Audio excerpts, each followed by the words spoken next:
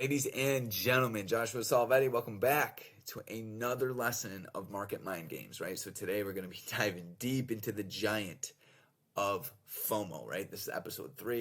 We're going to be diving deep into FOMO, what it is, what it causes us to do, and more importantly, why it happens, right? So the goal of market mind games, guys, is to help you rewire your brain. It's really to give you the knowledge, the information, the awareness that you need to stop making the trading errors that are keeping you from consistent profitability, right? So once again, if it doesn't make sense to you to chase a trade, you won't chase a trade, right? If there's some deep belief wired in your subconscious mind that chasing a trade sometimes helps make you money, then you'll do it, right? So once again, it's my goal, my job, my purpose in this video to really dive deep into that conflicting belief of FOMO, right? So first of all, what is it? So FOMO, the fear of missing out, right, is an emotional response driven by the anxiety that others might be making profitable trades while you are not. It's really important. We're going to dive into that. This fear often leads to impulsive decisions like entering trades without proper analysis or strategy. And number 3 is a psychological trap that affects everybody. Trader, tennis player, farmer, it doesn't matter. Nobody wants to be losing. Right? So this all comes from an inferior complex, right? So I really dove deep into this book, right? And I recommend this book to everybody. It's called Psycho-Cybernetics, right? By Maxwell Maltz. Guys, this book's amazing. And what this book breaks down is that self-worth is everything, right? So once again, I'm pretty sure everybody knows, but if not, I used to battle with drugs, right? I used to be a drug addict. I used to be supremely obese. And, you know, what I've learned through becoming clean and diving into sobriety and fitness is every decision we make is based off self-worth, right? So our self-worth is our area of possible, right? If we think we can do it, we'll achieve it. If we think we can't, there's not a chance in hell that we'll ever achieve what we want, right? So the question comes in, how does self-worth affect my decision-making process, right? And why is my self-worth low?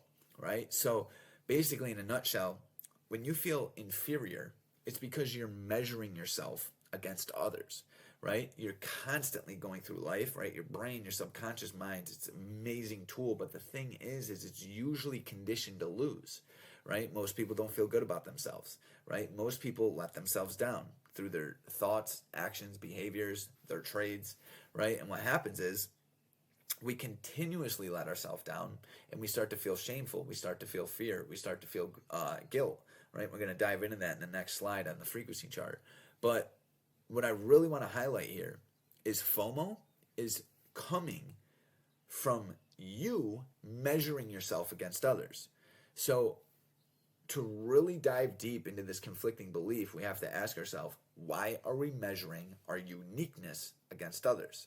Why is it an issue, right? Let's bring it back to the clear goal. The clear goal is to make consistent money from the market, right? That means I make more money than I lose on a consistent basis. Where in that equation does Tommy's trades come in or anybody else's trades come in? Nowhere, right? Instead, you need to start looking at these moves that you're missing as opportunity, right? It's an opportunity for you to prove to yourself you're disciplined, you're patient, right? You're equanimous, right? You're mentally calm in any scenario, right? That's how I like to look at it, because if I can look at it in that way, instead of feeling like I'm missing out, I now am gathering evidence that myself, I'm in control of my body, right? And I'm proving to myself that I don't just act on emotion, right? And this is very important because it helps build your self-worth. Just like going to the gym, just like eating healthy, just like getting spiritual, self-worth is not given, it's earned. You need to put in the work for it. You need to log your trades, right? You need to identify areas you need to get better at. And we're going to dive into how to do that at the end of this lesson, right? So once again, don't measure yourself, your uniqueness, off anybody else, right? So if you could attack that belief, FOMO is going to go bye-bye. All right, so once again, let's bring it back to that self-worth, right? So every time we feel like we're missing out, and we hop in a trade, right, and we put ourselves in a horrible scenario, right, because, not going to dive too deep into it, but anytime you're jumping into a trade out of anxiety, number one, you're not in the right state of mind, right? Your mentality, your mental fortitude needs to be focused on one thing: identifying low risk, high reward setups, right? So anytime I'm chasing a trade, it's because I'm acting out of anxiety, fear, greed, desire. I'm unaware of what works at that moment. Instead, I'm acting out of emotion. I just want to get in the trade and make this money because Timmy is, right? So anytime we're acting like that, right, we're now in a low state, right? We're in a state of, once again, fear, desire, right? And anytime we're operating out of these states, we get horrible results, right? Because we're not using our frontal lobe. We're not using any rationality, right? We're irrationally getting in the market, and then we're putting ourselves at a horrible scenario, because when you chase a trade, right, you're usually very far away from your pullback, your area of structure. So if I'm just hopping in a trade because is a massive breakout and I missed it, now I could be dollars away from where I need to stop out, right? So now I'm in a high risk, low reward scenario.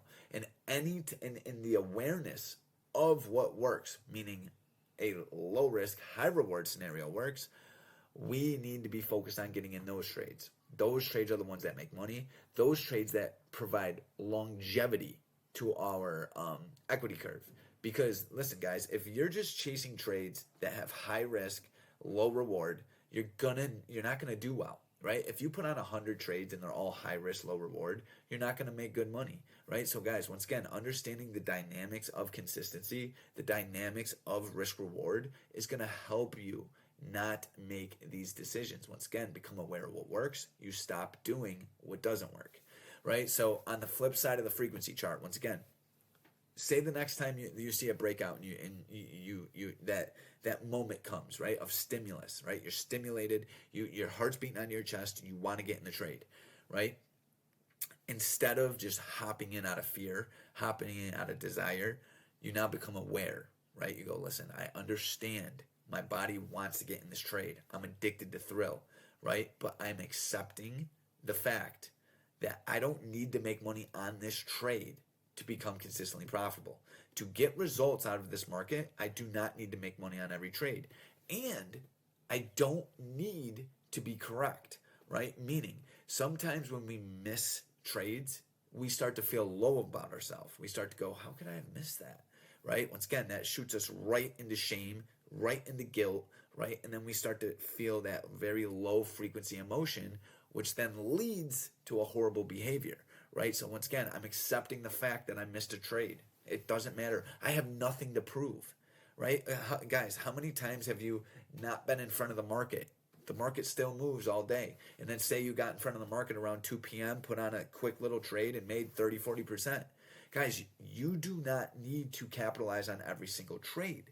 More importantly, become aware of what you need to actually do, right? As long as I'm operating out of a high frequency state, meaning I'm aware of what works, I'm accepting that anything can happen, I have faith in my strategy, I have confidence, control, conviction in myself, right? I'm operating out of a state of serenity, meaning I don't know what I can control and cannot, but it doesn't really matter, right? I'm equanimous, I'm mentally calm. These are the states we must meditate on day in and day out, right?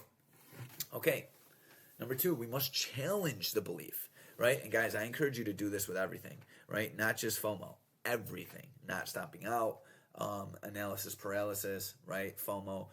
Number 1 is identify the negative belief that's leading to bad results, right? So if you're watching this video, you already know FOMO does not work for you. FOMO is probably the reason you're not consistent, right? So number 1 is becoming absolutely clear on what the negative belief is, right? And this was a big one for me, right? Because sometimes I read in books, FOMO's bad, but I have made some money before by chasing a trade. Is it bad? And that's when you have to ask yourself, if you put on 100 trades and each one of them you were chasing, how would that reflect in your equity curve, right? Really prove it out to yourself. If you put yourself, and this is how I like to do it, I keep it very simple. If I'm putting myself in a high risk, low reward scenario over and over, there's no way that's going to work, right? And then becoming absolutely clear, right? So number 2, does this belief help me achieve my desired goal. So if my desired goal is consistent returns in the market, does FOMO help me achieve that? Right? Rule it out. Pros and cons, right? Pros may be, oh, well, I do make money sometimes. Cons may be, yeah, but I'm putting myself in a very high risk scenario, right? As a trader, the lower the risk, the better you do, right? And number 3, become aware of what actually works. So find behaviors that are going to cause you to make rational decisions that perpetuate you into a low risk, high reward scenario, right? This is behavior like waiting for a retest. This is behavior like waiting for the pullback, trading with a moving average, right? And more importantly, becoming supremely aware to the fact that you do not need to capitalize on every single trade, right? You are not a better trader than anybody else because you didn't miss it, right? You're not a worse trader than anybody else because you did miss it. You are a great trader based on your standards. And I really encourage you to identify standards for yourself and strive to achieve them each and every single day, right? So once again, guys, building a new relationship with the market and with the person you need to become to achieve the results you want, right? So become very clear on what actually works and where you're improperly executing, right? So once again, diving deep into your journal, right? That's number 2. Building a new relationship with the market information it gives us through self-actualization, self-realization, right? So back to my past, right? When I was, addicted to drugs, I was obese.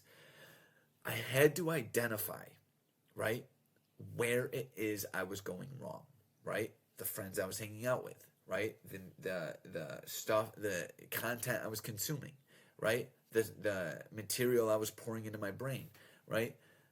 These are the reasons why I was continuously going back to bad behavior, right? I didn't feel good about myself, right? These are the things you have to identify, right? So once again, in the market, FOMO. Why is it I want to do it? Because I'm trying to establish worth in myself by not missing a trade, right? I feel good when I don't miss out. See, these are things you need to identify and challenge. These are things that you will only identify through self-actualization and self-realization, which are just pretty words for journaling, right? So my goal, I challenge everybody to develop a routine that helps you collect data and reflect on this data daily.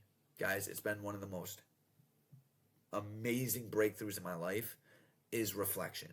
Every single morning I get up, right? I get myself right. I get in the gym and I get my head right. And then I dive deep into reflection. I go, what did I do yesterday that worked? What did I do yesterday that didn't work? Did those behaviors help me achieve my goal? If so, I keep them.